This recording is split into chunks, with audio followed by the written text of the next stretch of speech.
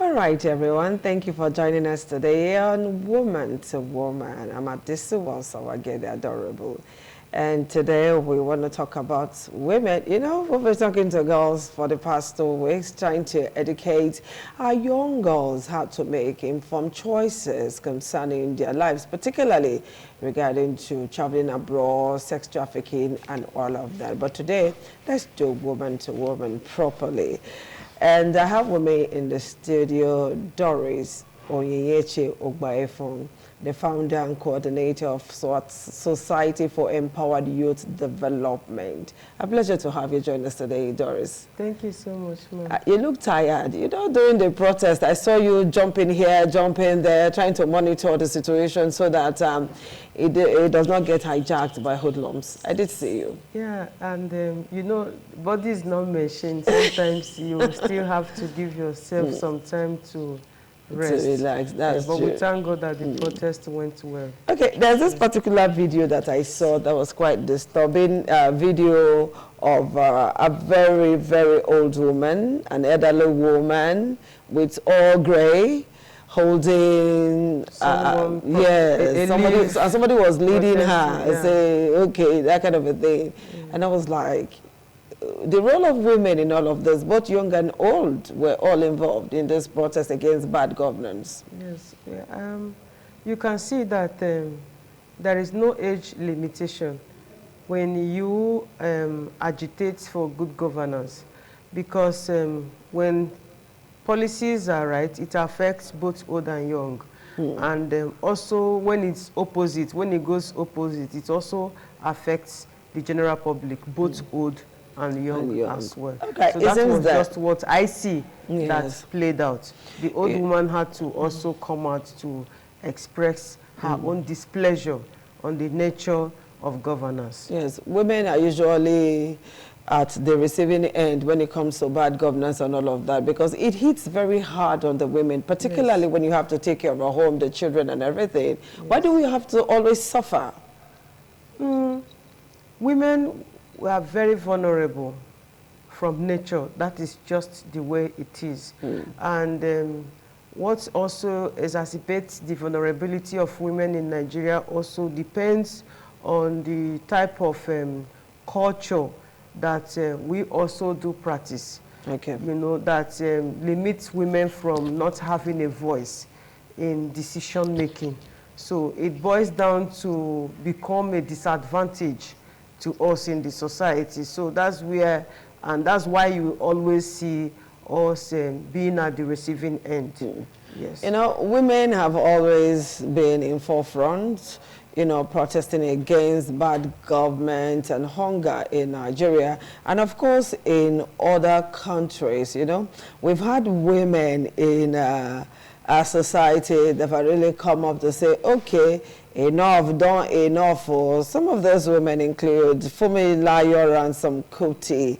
Yes, she was one of those women that led a protest against colonialism and fought for women's rights. A lot of rights we're enjoying today as women. Some persons were in the forefront of making it so possible. We also have somebody like Gani Adfawahime from the 1960s that led protests against military rule and advocated for democracy. Then we have our dear Aishat Yusufu. I saw her post a while ago and I was like, okay, thumbs up, girl. She's the co-founder Bring Back Our Girls. You remember her Bring Back Our Girls movement, and protested against government inaction. She was one of those women. We have somebody like, okay, that's Aisha on your screen now. We have somebody like Feyikemi Abudu. Yeah, Feyikemi Abudu led a protest against police brutality and government corruption. So, and if we look outside our shores, we have somebody like Malama Yusuf Zai. Yeah, she protested against the Taliban rule and advocated for girls' education. Yes, Malala. Yeah. That's the name, Malala Yousafzai. She's quite young, but, you know, she took up the challenge. And we also have somebody like Wangari Maathai from Kenya that led a protest against environmental degradation and government corruption. Then Rigoberta Machu from Guatemala too. She protested against government oppression and advocated for indigenous rights. Then the almighty Aung San Suu Kyi from Myanmar led protests against military rule and advocated for democracy. Then in the U.S., we had Rosa Parks that protested against racial segregation and sparked the Montgomery bus boycott. So from the 1940s to now, to the Aba riots and all of that, you see that women have been doing so great for ourselves. But we need to do more so that we don't suffer the consequences of uninformed choices and then find ourselves going through all of this again and again and again. All right, so we want to look at how to help women make informed choices, particularly as we approach the elections. It's just a couple of weeks. We are in August already. September, here will come. And then we will all file out to make our choices. So, you know, we're used to politics of rapper, inducing women using rappers, and it's rapper. Because when I look at those rappers, I'll be like, inferior quality, rubber. Just call it rubber. Yeah. Something that if you pass near smoke, the material will squeeze. Yeah. You know? If I thought you want to induce women, then they see Olandis or those materials. But, you know, you see our women rushing, struggling for it. And then we go about looking for handouts like 2 cups of rice, a cup of rice. Nobody's going to really give you a bag of rice. We even saw it on those social media that some warehouses have been, you know, attacked, you know, cutting away rice and all of that, you know. Anywhere you dare, let them know that you're a strong woman. You're not cut out for peanuts. You know, rubber, bags of rice, all of that thing, 250 naira sachet of tomatoes. It's most of those tomatoes have now expired ones, okay? 250 naira sachet of tomato, 2 or 3 cubes of seasoning cubes and all of that. We want to see how we can make informed choices to, you know, at least go and vote for somebody that you think, that you believe will deliver. So Doris, today you and I are seated here to see how we can make informed choices as women during these elections. What's your take? Yes, it is important. Having those great women we just mentioned at the back of your mind. Yeah, yeah, and you know that helping women to make informed decisions is not just by mere saying. Okay. Yes, talking is good, but there are key things that we really need to do to assist them to come up, to realize whom they are as a person. And one of those things is education. Okay. Education and information. Women need to be empowered. In terms empowerment, I mean here, is not the empowerment that has to do with skill acquisition. Yes, it's part of it. But I am talking about when you are being informed, when you are educated, you are informed, you will be able to make informed decisions. You will be able to make right choices. The education here could be formal or informal. You understand? Because I have seen women who are not really that lettered, but they are sound. You will understand that these ones they are quite enlightened. They have informal type of education, maybe from home, the way they were nurtured, maybe peer group, the way they were influenced. You understand? So having to carry women along to undergo this process helps in reshaping or reorientating them, which will position them to make right decisions when that time comes. And in terms of decision making in politics, it becomes very vital when you coach them in that angle, trying to make them to realize that things are no longer the way it used to be in those days. You need to have information about this and that before you can be able to stand and say, yes, this is the way I need to go. This is the right choice for me to make. Then another step again, I can bring in this type of empowerment I partially mentioned earlier that has to do with skill acquisition. You understand that some homes do not really have it all. You have seen how the economy has become in the last few years in the nation. So it becomes, some homes find it very difficult to even afford 3 square meal. How much more sending their children to school? And again, you realize that our culture, religion in Nigeria does not really permit women to have the formal education, to go through the 4 walls of the university. But we had women who defeated all of that. We had women who fought for that. How many are there? I will give you instances. Yes, I will give you instances. Like in the north, we have women in the Puda. This set of women, they are being expected to be in a confined part of the house, where you are not expected to partake in anything that has to expose you to the outside world. And again, you understand this caliphate, this religious caliphate that is also going on there. I'm using the north now as an example, and I'll still tell you examples from the south. The caliphate, like for instance, the Boko Haram group, the terrorist group, where they see Western education as a sin, as a taboo. So they try to stop their children, most especially the girls. That led to the adoption of the Chibok, woman's development, which led to the adoption of the Chibok girls and several other abductions and kidnappings in the north.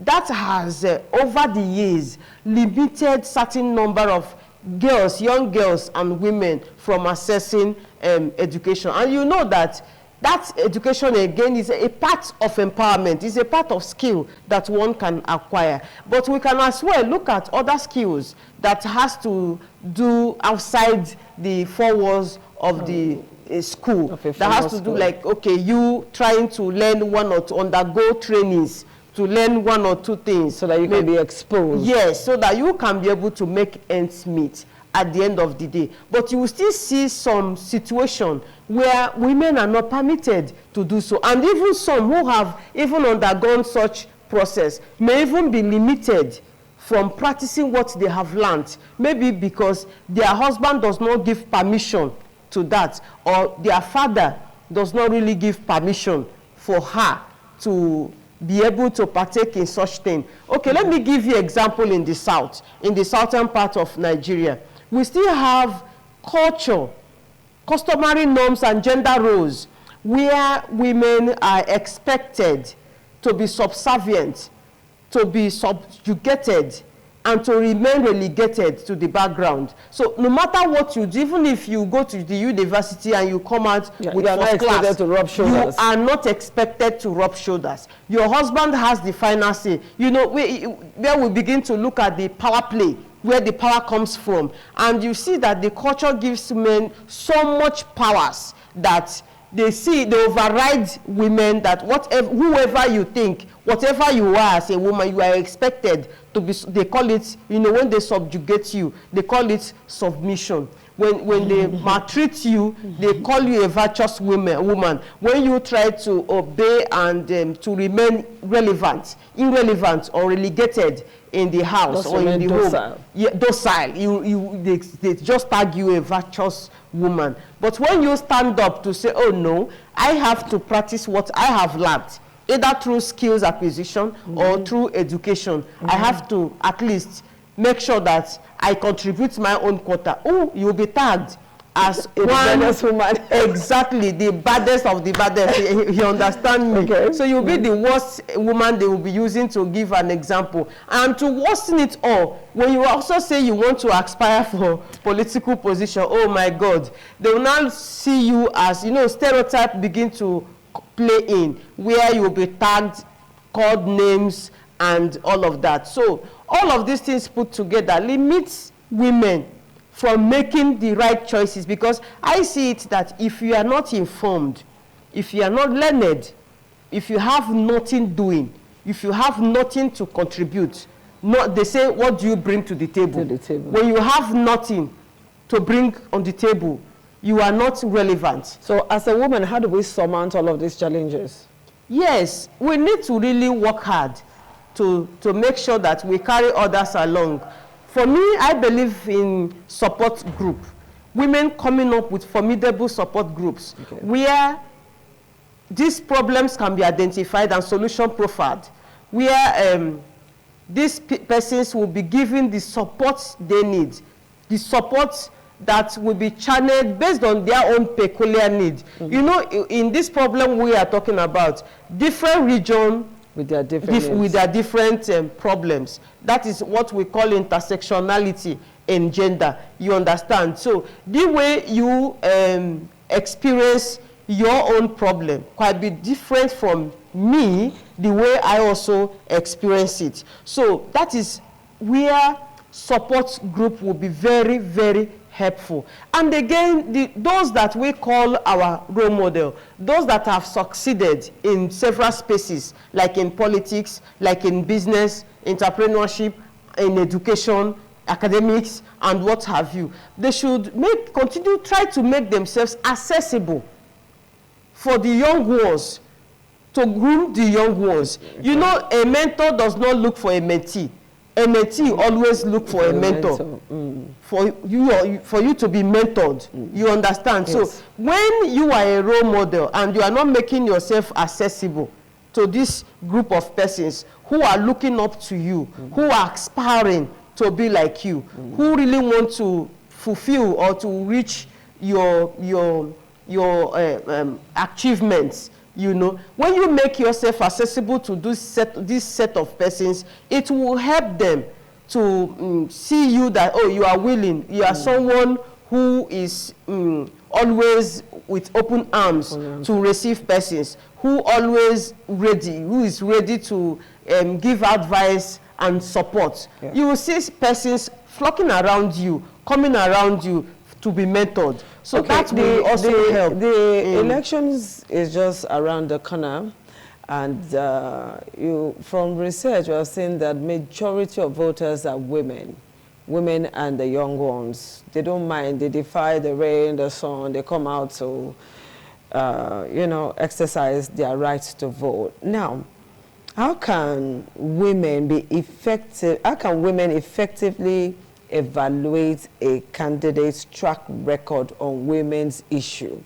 Because government in, government out, women still don't have that required level of satisfaction, so to speak, with government. So I'm a woman, I want to vote. How can I evaluate the track record of a candidate based on policies affecting the issues of women? You see, evaluating the track record of candidates, okay, you mean pedigree. Yeah. Assessing the pedigree At of least a woman should know that before she carries gongoro to the voting unit to vote. You know, this issue of reawakening women's interest, or building, trying to build women's interest to participate in politics is not magic. It's a work in progress.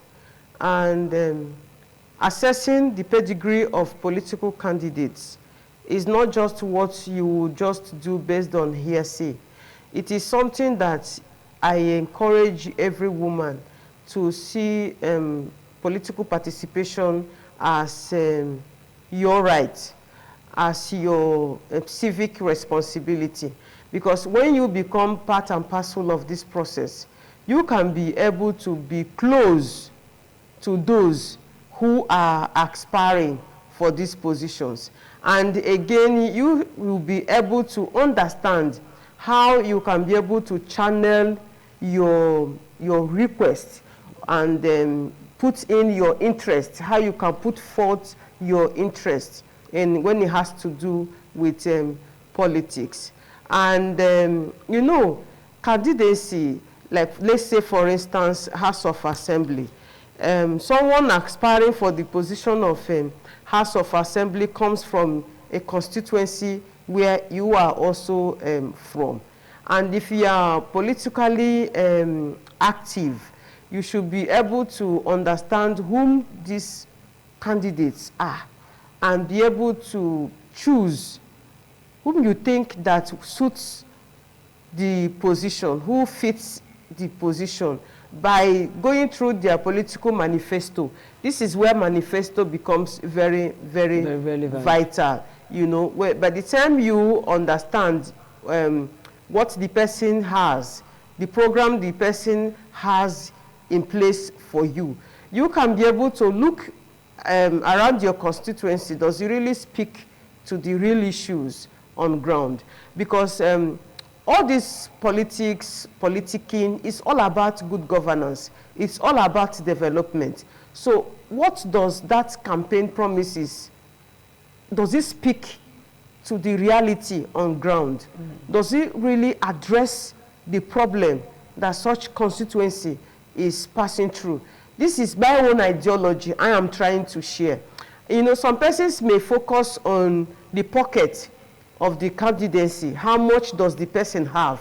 Or how wealthy or heavy is the person's CV? Yes. But I will tell you that politics is beyond that. Okay. Politics is about bringing good governance, attracting projects to the people that will transform the lives of the people. All right, that is in a minute, exactly can you where just I tell, should. in a minute, can you just advise that woman out there who is getting ready, who is gingering to go and vote on that day, exactly how to behave? In a minute, please. Okay. Just be a law-abiding citizen. It does not really require a rocket science for you to behave well. You know what it takes. That voting starts, let's say, from 8 a.m. and by 7:30 a.m. you are expected to be there with your voter's card. Should they vote their conscience or vote for rice and all of that? Oh, no, not really. How can you vote? Voting for rice is selling your conscience.